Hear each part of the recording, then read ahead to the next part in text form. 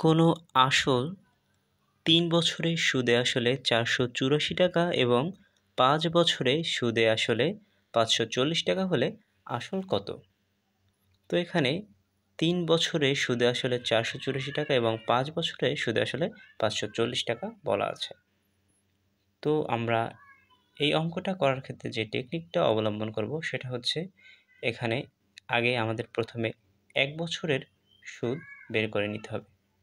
তার জন্য যা করতে হবে আমাদেরকে ১ বছরের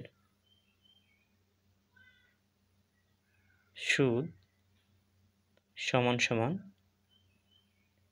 দুটি ভিন্ন সময়ের সুদ আসলের পার্থক্য তাকে আমরা ভাগ দেব দুটি ভিন্ন সময় দ্বারা, অর্থাৎ ৫৪০ মাইনাস ৪৮৪ একে আমরা ভাগ দেব ৫ বছর মাইনাস ৩ বছর দিয়ে,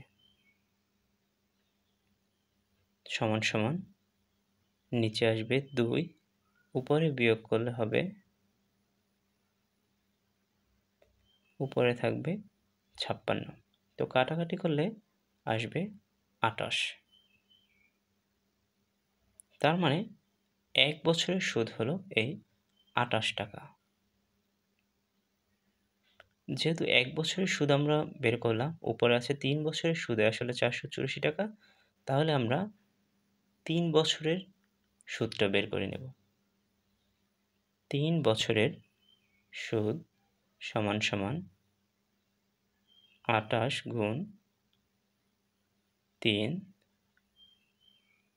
সমান ২৮কে গুণ করলে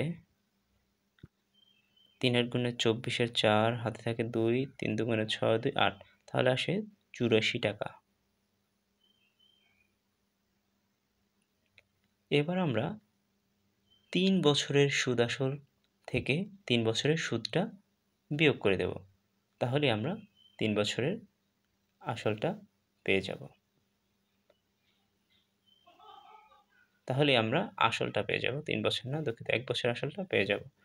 ৩ বছরের সুদ আসল ৪৮৪ টাকা মাইনাস ৩ বছরের সুদ, তাহলে আমরা এ দুটো মাইনাস করলে আমরা ১ বছরের আসল পেয়ে যাব। আসল সমান ৪০০ টাকা।